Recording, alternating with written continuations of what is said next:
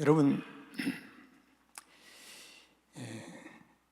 제가 이 설교를 하는 게 참 부담스럽습니다. 매주마다 부담이 되고, 저에게는 영적인 노동이라고 생각을 합니다. 제가 얼마 전에 우리 기도팀들에게 제가 설교한 그 내용 원고를 잠시 보여줬어요. 그런데 오늘 여러분들에게 좀 나누고 싶어요. 제가 오늘 설교할 내용이 이 원고입니다. 이 원고를 저는 써요 다. 그리고 주일날 아침에만 해도 한 6번을 리뷰를 합니다. 또 기록하고 그래서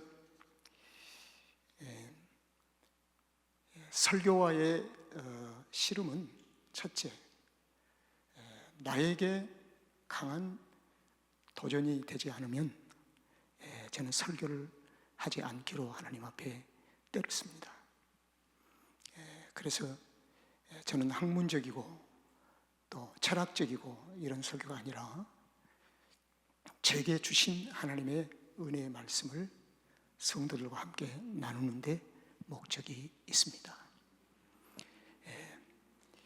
예전에는 설교를 잘해서 칭찬도 받아야 되겠다는 생각도 있었으나 나이가 들어가면서 근래에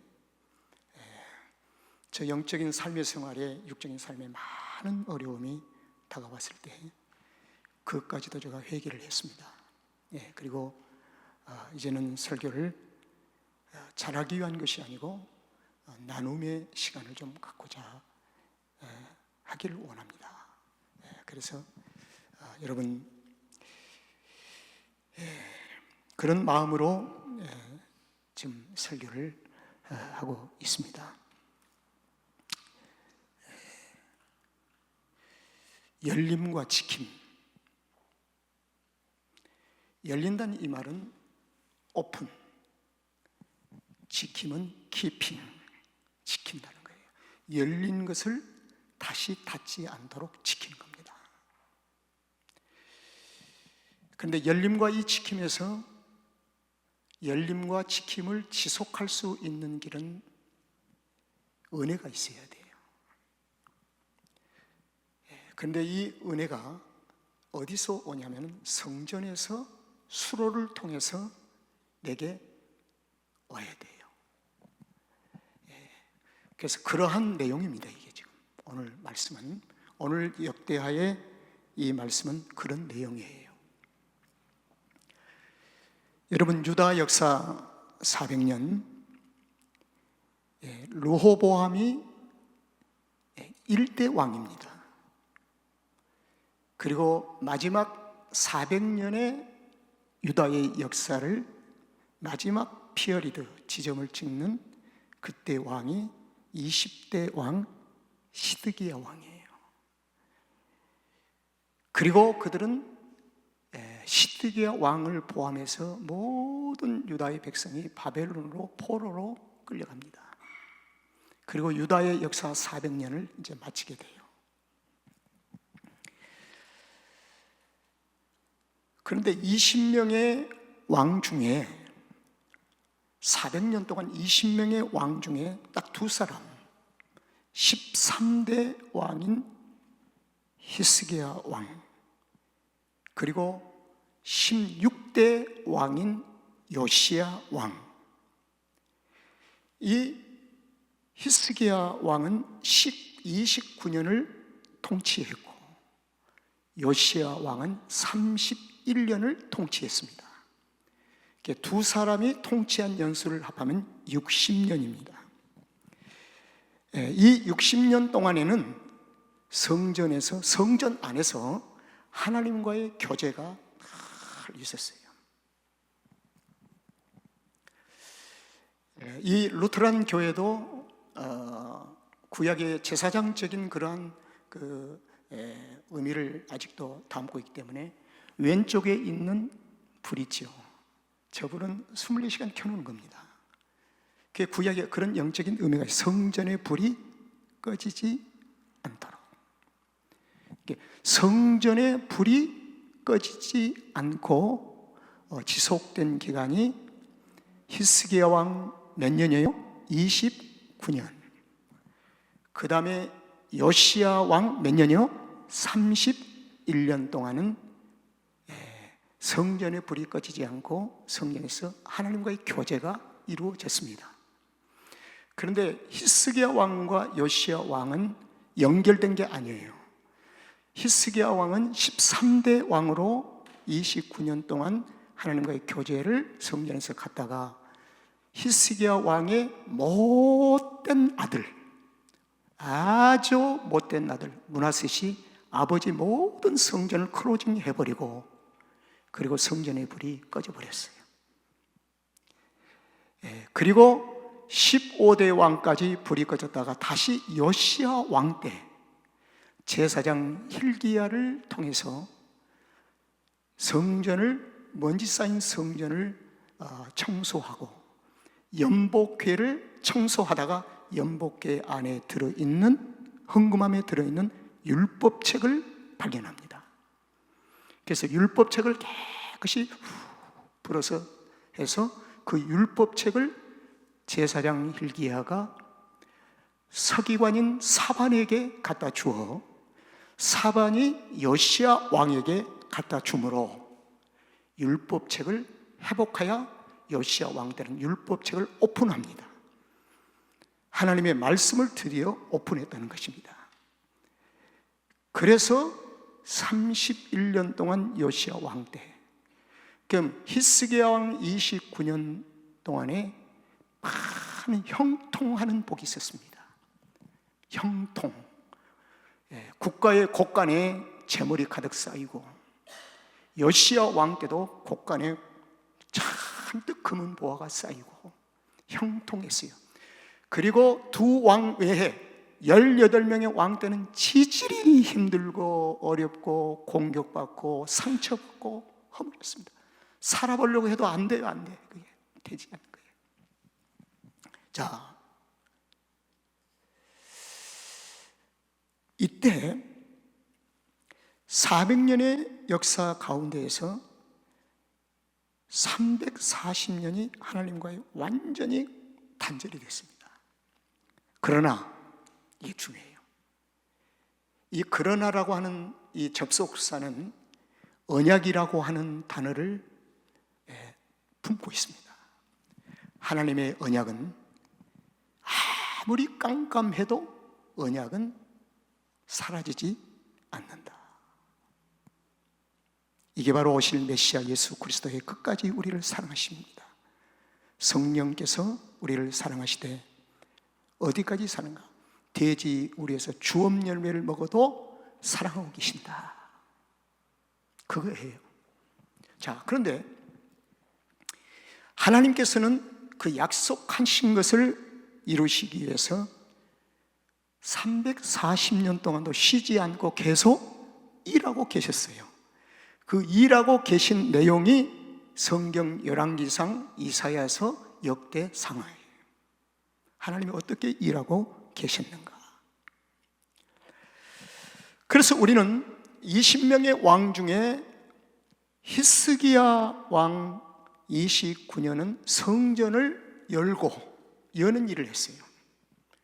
그리고 31년에 16대 왕인 요시야는 율법책을 열고, 그러니까 히스기야 왕과 요시야 왕 때는 하나님의 성전이 소위 기능으로만 펑션, 하나님의 성전이 돌아갔다는 것입니다.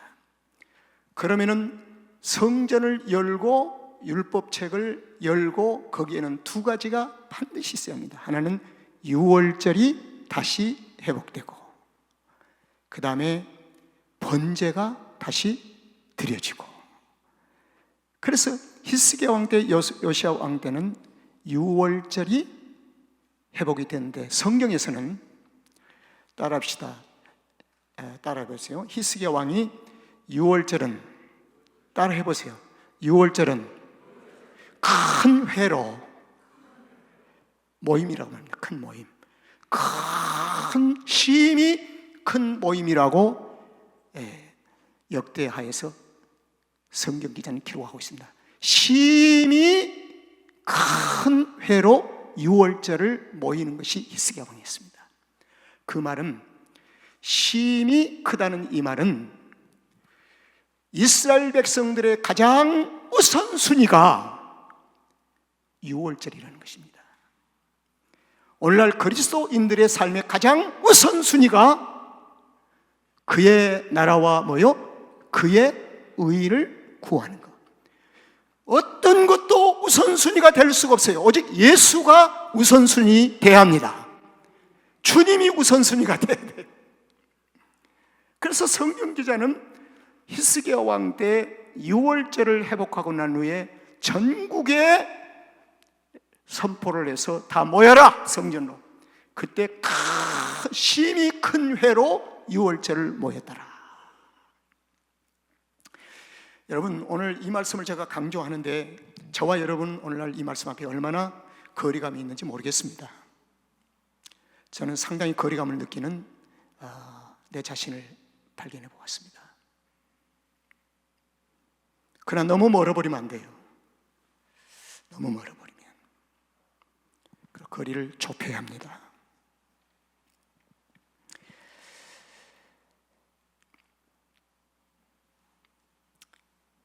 오늘 히스기야 왕 29년 행적을 정리해 드리려고 합니다. 29년 동안 어떤 행적이 있었는가 한번 영상으로 한번 보세요. 이거 잘 보세요. 우리 역대하는 소위 시제순으로 성경의 사건을 나열하지를 않았습니다. 필요에 따라서 가져오는 대로 성경 기자 기록했어요. 그러나 유다왕 히스기야 29년의 역사를 시대적으로 역사적으로 쭉 일목요연하게 정리를 하고 보면 열왕기와 그 다음에 이사야서를 통해서 정리를 할 수가 있습니다. 그래서 오늘 유다왕 히스기야 왕이 29년 동안 그의 삶 속에서 즉위를 하면서부터 그의 삶의 생활에 있었던 것을 역사적 순서로 오늘 정리를 했어요. 자, 첫째, 뭐 했어요? 성전의 문을 여는 일을 했습니다. 그 다음에 둘째, 뭐예요? 실로함에 수로 공사를 했습니다. 셋째, 아수르 산헤립의 침공을 받았습니다. 그 다음에 넷째, 히스기야 왕의 병고침을 받았습니다. 그 다음에 다섯 번째, 바벨론 사신을 맞이했습니다. 여섯 번째, 죽음과 존경. 여러분, 제가 이 여섯 번째를 좀 기록한 이유는 히스기야 왕은 중간에 죽을 병에 걸려서 하나님 앞에 기도함으로 몇 년은 생명인장을 받았어요? 15년. 근데 15년 하루도 더 넘기지 않고 15년 딱 죽었어요. 정확하게. 이게 더 이상 살 수가 없어요. 모세는 120세 이상을 더 살 수가 없는 거예요. 하나님이 딱 광야 끝에서 삶을 끝내라는 겁니다. 모든 생명이, 이걸 가리켜서 예수님이 신약성경에서는 모든 인생들아 너의 생명의 주인이 너가 아니라 바로 예수 그리스도임을 우리에게 친히 말씀하십니다. 주인 되신 주님이 오라면 가는 거예요. 주인이 다시 찾으면 돌려드려야 되는 거죠. 그래서 제가 여섯 번째를 한데, 그러나 죽음에는 두 가지가 있어요. 죽음에는 실패가 있고 죽음에는 죽음과 뭐가요? 존경이 있어요. 근데 히스기야 왕은 죽음과 존경을 오늘 성경 요절에서 마지막 정리로 해줍니다. 자, 이제 첫 번째, 성전의 문을 열고. 역대하 29장 3절에 보니까 히스기야 왕이 즉위를 하면서 성전의 문을 열었어요. 가장 먼저 찾아갔어요. 성전 문을 열고 성전을 깨끗이 수리합니다.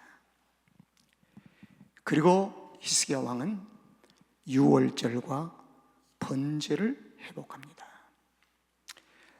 시간상 깊이 얘기할 수는 없으나 이 유월절과 번제는 오신 메시아를 통해서 어린 양으로 오신 예수 그리스도와 성문 밖에서 십자가에 죽으심으로 번제물이 되어주신 예수님께서 성취 완성이 되셨습니다.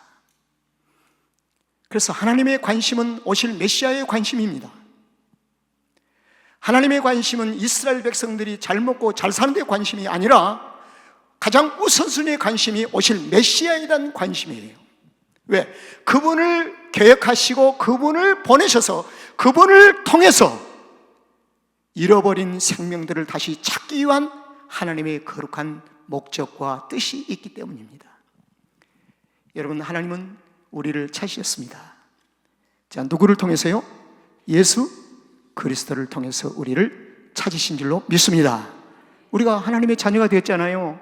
누구 때문에요? 예수님 때문에. 그래서 유월절과 번제가 회복이 되어야 합니다. 340년 동안 유다의 역사는 340년 동안 유월절과 번제가 없어요. 그들은 성전을 왔다 갔다 했어요. 성전을 왔다 갔는데 그 마음속에 어린 생명 예수 그리스도가 없었고 보배로운 피가 없었단 말입니다. 하나님의 구속의 은총이 없었다는 거예요. 자, 둘째,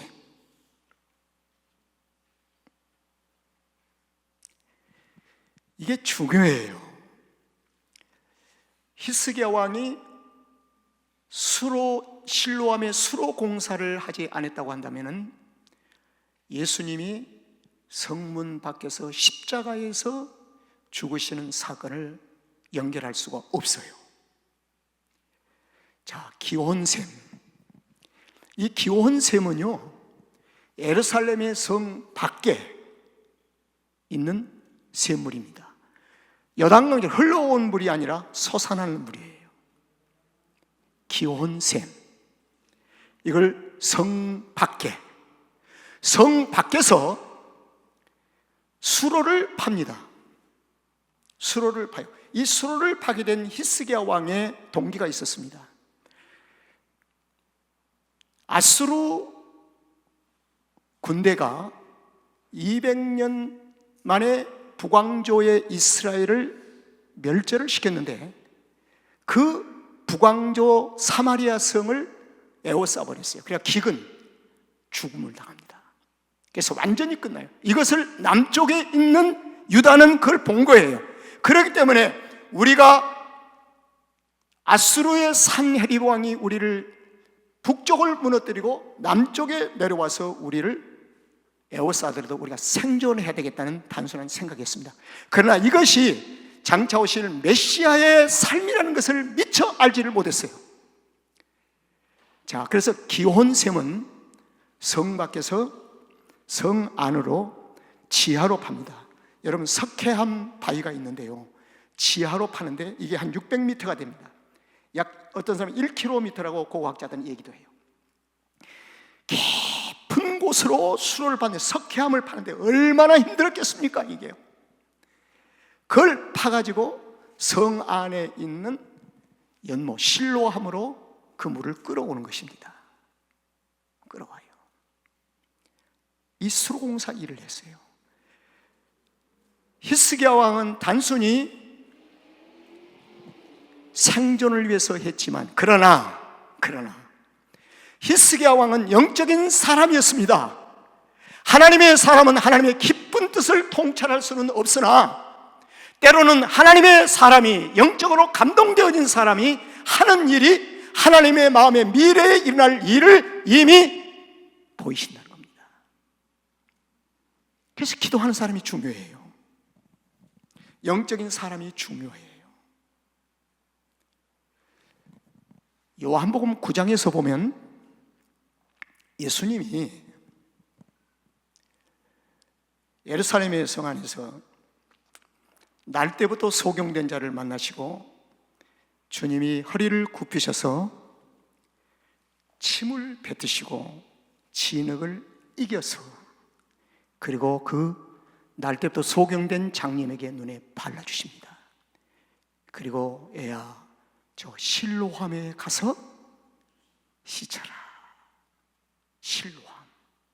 실로함은 생명수가 흘러나오는 예수 그리스도의 치유의 사역장입니다. 예수님이에요, 예수님. 나는 생수의 강이니라. 예수님이 자신이 생수의 강이십니다. 나로 말미암지고는 아버지께로 올 자가 없느니라. 오직 예수 그리스도만이 생명의 길이니라. 생명의 길이니라. 그래서 그리스도인들은 생명의 길 외에는 어떠한 도박도 해서는 안 됩니다. 오직 예수 그리스도 안에서 나의 생애를 맡겨야 합니다. 여러분, 좀 부담스럽습니까? 그러나 이 성경이 이런데 어떻게 할 거예요? 목사님, 세상은 그렇질 않아요. 그렇게 살면 우리 다 알거지 됩니다. 그렇게 살면 우리가 힘듭니다. 아니올시다, 아니올시다. 거지가 된다 할지라도 우리는 그 길을 가야 주께서 히스기야 왕과 요시야 왕에게 주신 모든 열국의 금은 보화를 모아주시고 형통케 하는 축복이 있을 줄로 믿습니다. 그렇습니다. 그렇습니다. 그래서요, 실로암 수로 공사를 히스기야가 해요. 기원셈이. 그래서 예수님이 성 안에서 십자가 지신 게 아니에요. 이 구약 성경의 말씀을 이루고야 기원셈을 찾아갔다. 성 밖으로 끌려가셔서 골고다의 언덕 위에서 십자가에서 죽으심으로 이 말씀을 성취하기 위하여, 이루시기 위하여. 그래서 기원셈은 성 아니에요. 성 밖에요. 성 밖에. 실로암은요, 성 안에. 기온샘에서 수로를 파서 물이 흘러오는 것은 그 물은 생수의 강, 은혜를 가리킵니다. 성 안에 있는 유다의 백성들, 예루살렘 백성들은 기온샘에서 흘러나오는 물을 먹고 사는 것입니다. 실제로 아수르 산헤립이 북쪽에 있는 유다를 200년 만에 무너뜨리고, 그럼 유다는 400년의 역사니까 중간이죠. 중간 지점에 히스기야 왕이 200년 즈음에 히스기야 왕이 왕이 된 거예요. 그때 아수르 제국 산헤립이 남쪽에 있는 유다를 침공하기 시작합니다. 그런데요, 그 당시 아수르의 제국은 세계적인 패권의 야망이 있었습니다. 그래서 남쪽에 있는 유다의 땅에 46개의 성이 있었어요. 몇 개요? 46개의 성이 있었어요. 근데 그 성을 모조리 아수르 산헤립이 다 깨버렸습니다. 무너져 버렸어요, 성이. 그리고 나머지 하나 딱 남는 게 뭐예요? 예루살렘 성이었습니다. 예루살렘 성을 이제 공격합니다. 그리고 에워쌉니다.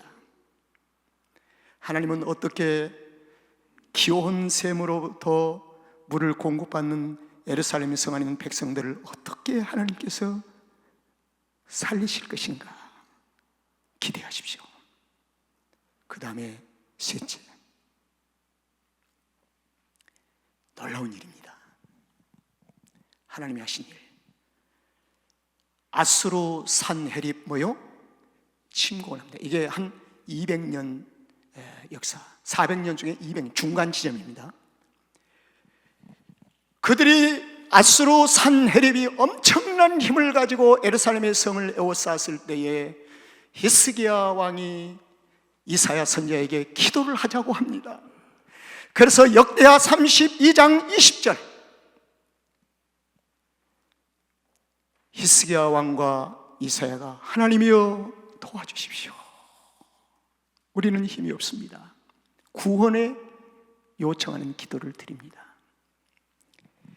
이 기도를 통해서 어떤 일이 일어났냐? 에워싸고 있는 이 군대가, 놀라지 마세요, 아수르 산헤립이 군대를 이끌고 온 군대가 18만 5천 명이었습니다. 이 군대가 적은 군대입니까? 18만 5천 명. 오늘 10,000명, 20,000명만 해도 큰 군대인데 18만 5천 명을 와서 예루살렘을 에워쌌습니다. 그때 이사야와 히스기야 왕이 하나님 앞에 간절히 기도합니다. 성경은 여러분들이 한번 찾아보세요. 기도합니다. 하나님 도와주십시오.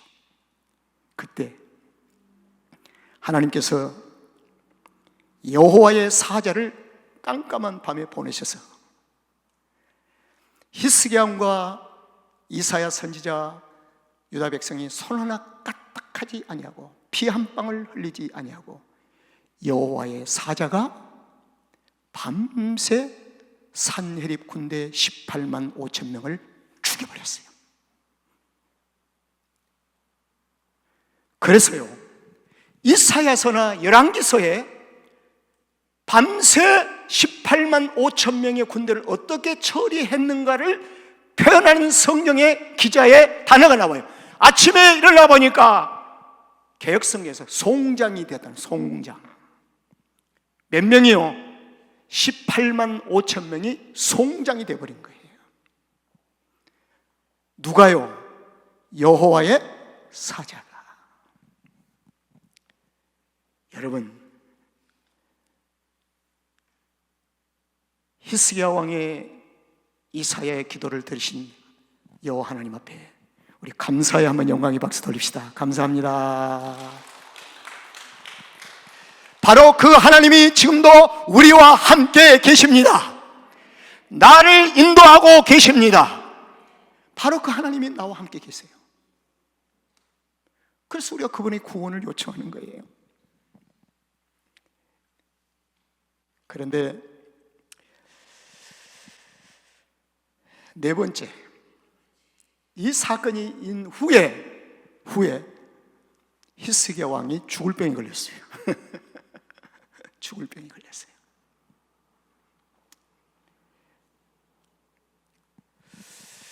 여러분, 이 사건 이후로 유다의 국고가 막 금은 보화가 쌓이기 시작합니다. 대단했어요. 형통하고 번성합니다. 그 중에 히스기야 왕이 죽을 병에 걸린 거예요. 죽을 병에. 여러분, 이걸 어떻게 우리가 해석해야 할지, 어떻게 하나님의 마음을 한번 헤아려 볼지, 도대체 하나님은 어떤 분이신가? 하나님의 마음은 알다가도 모르겠어.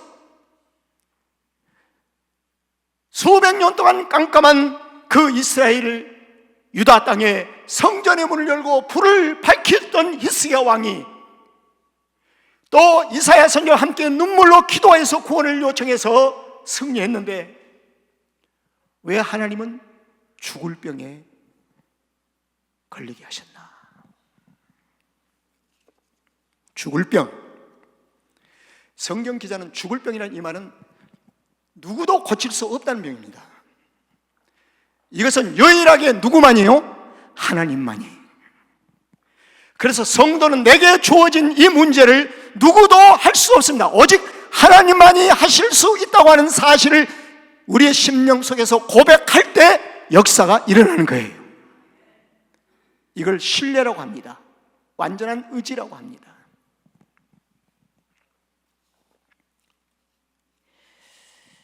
자, 이제 한번 본문 말씀을 잠깐 보겠습니다. 역대하 32장 24절. 다 같이 시작. 그때 히스기야가 병들어 죽게 된 고로 여호와께 기도하며 여호와께서 그에게 대답하시고 또 이적을 보이셨으나.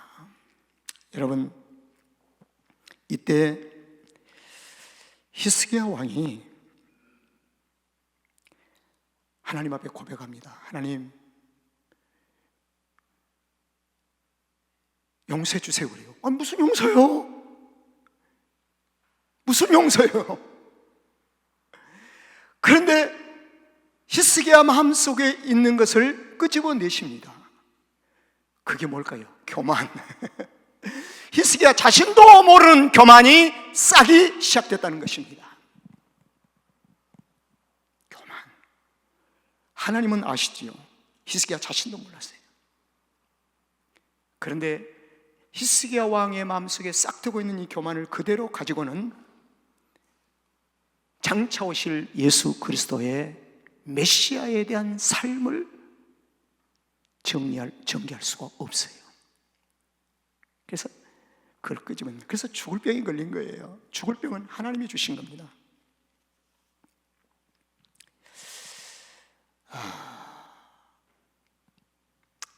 근데 구체적으로 히스기야 왕이 교만이 있었는데 그 교만이 무엇인가를 밝히는 것이 25절에 나와 있습니다. 25절 다 같이 시작. 히스기야가 마음이 교만하여, 그겁니다. 그 받은 은혜를 보답지 아니함으로, 은혜를 잃어버렸거나 지나온 은혜를 보답지 아니함으로, 이게 교만이에요. 교만, 다른 게 아니에요. 은혜를 잃어버리면 안 됩니다. 그래서 성도들은 은혜를 잃어버리면 안 돼요. 그 가장 중요한 은혜가 무엇일까요? 십자가에서 내가 새 생명을 받은 구속의 은총을 잃어버려서는 안 된다는 것입니다. 구속의 은총.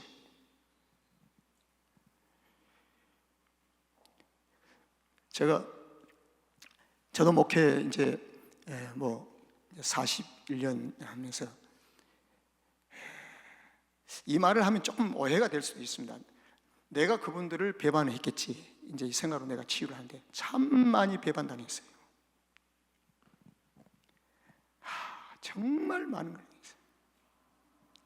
근데 그분들은 의도적으로 배반한 게 아니잖아요. 지나놓고 나니까 내 잘못이에요. 그게요 다. 나를 비롯한 모든 인간들은 과거에 지나온 은혜를 잃어버리더라고요. 지금 현재의 삶의 문제를 가지고 도전하더라고요. 지금까지 과거의 그 은혜를 가지고 함께 고백하며 기뻐하며 감사하며 눈물을 흘리면서 하는 사람들이 그렇게 많지는 않아요. 그래서 인간의 본질은 과거의 은혜를 잃어버리는 것이 본질이구나. 그러나 하나님은 은혜를 잊지 않는 자를 축복하시고 사랑하신다는 거예요. 은혜를 잊지 않는.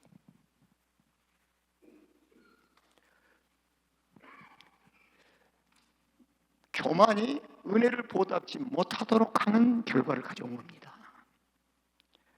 산헤립의 침공을 하나님이 막아주지 아니했다면 풍전등화처럼 끝났지요.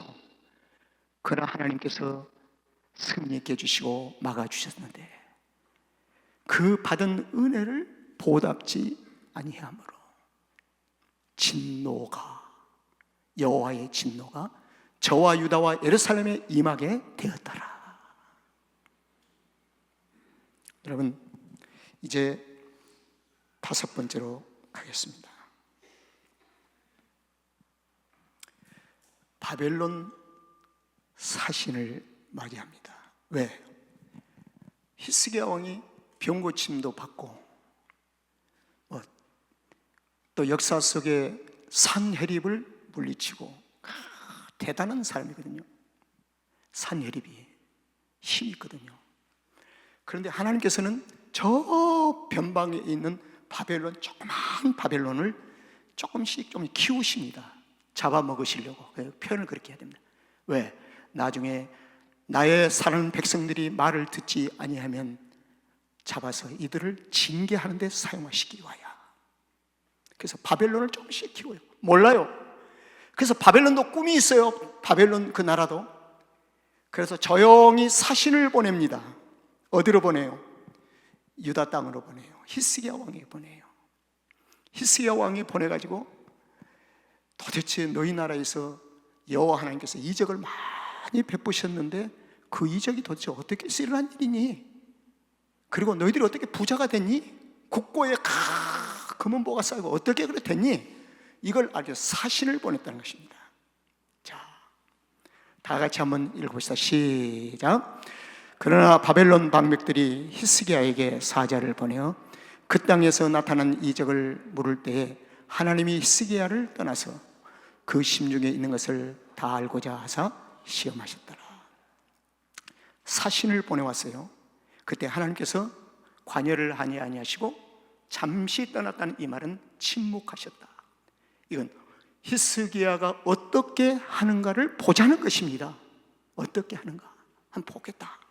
그래서 잠시 하나님이 뒤에서 물러나서 보니까 히스기야 왕이 바벨론 사신을 데리고 궁궐 안에 있는 모든 국고의 보물창고를 다 무기창고, 보물창고를 데리고 다니면서 열어주면서 이것 보시오, 이것 보시오, 이것 보시오 하면서 자랑을 합니다. 그리고 히스기야 왕이 대단합니다 라고 자신을 축혀 세우는데 매력이 되어버려요. 빠져버리고 말았어요. 여러분, 부어는 하나님께서 주신 것입니다. 누구도 그 부를 내 공로로 가져와서는 큰일 납니다. 그리스도인들은 주님이 하신 줄로 믿습니다. 바로 이 사건입니다. 그래서 이 사건으로 인해서 바벨론에 자기의 모든 것을 내어줘 버려요. 그리고 이사야서 39장에서 이렇게 증언합니다. 자기의 부와 업적을 자랑하는 히스기야. 자기의 부와 업적을 자랑하는 히스기야. 그래서 히스기야 왕은 여전히 인간임을, 우리에게 연약한 인간임을 보여줍니다. 그리고 종이 마지막 칩니다. 죽음이 임박했습니다. 이 말은 15년이 되었다는 겁니다. 하나님의 약속하신 15년이 되었다는 거예요. 그런데 그 죽음 앞에 묘비명이 있습니다. 묘비명. 묘비의 명이 있는데 그 묘비명을 한번 32장 33절을 한번 보세요. 다 같이 시작. 히스기야가 그 열조와 함께 잠에 온 유다와 예루살렘의 금이 저를 다윗의 자손의 묘실 중에 높은 곳에 장사하여 저의 죽음에 존경함을 하였더라. 그 아들 므낫세가 대신하여 못된 아주 가장 강력 악랄한 아들 므낫셋이 그 다음 왕이 되는 거예요. 또 성전불이 또 꺼집니다. 자, 여러분, 그래서 다시 돌아가서 여섯 번째, 죽음과 존경이라고 하는 이 단어는 묘비명입니다. 사실은요, 히스기야 왕의 마지막 묘비명이 하나님께 영광을 돌린 사람, 하나님께 모든 영광을 돌린 사람을 하는 묘비명으로 바꿀 수가 있습니다. 15년의 생명 연장을 받고 하루도 연장할 수 없는, 하루도 앞당길 수 없는 정확한 15년에 하나님의 부르심을 받은 히스기야, 온 이스라엘 백성들이 존경합니다. 그리고 당신은 하나님 여호와를 위해 살았습니다. 모든 것을 하나님께 영광을 돌렸습니다. 이것이 바로 죽음과 존경이 예수 그리스도의 십자가의 죽으심과 영광스러운 부활을 우리에게 예표하고 있는 것입니다. 이제 말씀을 마치려고 합니다. 저와 여러분 열림, 오프닝 다 경험했습니다. 그러나 지킴도 경험되었습니다. 그러나 지킴은 매일매일 키핑 지켜야 할 줄로 믿습니다. 은혜가 우리의 삶 속에서 멈추지 아니하도록 매일매일 지켜야 돼요. 기혼샘에서 실로암으로 흘러들어오는 그 물, 우리 가정과 내 심령과 우리의 모든 삶에, 그래서 주일날 예배 시간에도 하나님의 은혜의 물이 흘러들어오도록 전심에서 준비를 하는 겁니다. 전심에서 준비를 해야 돼요. 그래서 전심에서 준비하지 못해서 연약함이 보이면 돌아가서 가슴을 찢으면서 하나님 앞에 후회하고 회개하는 이 삶이 우리의 삶 속에 있어야 한다는 거예요. 그래야 성도가 살고 교회가 살고 하나님의 나라가 새 생명이 탄생되어지는 은혜가 있을 줄로 믿습니다. 기도하겠습니다. 하나님 감사합니다.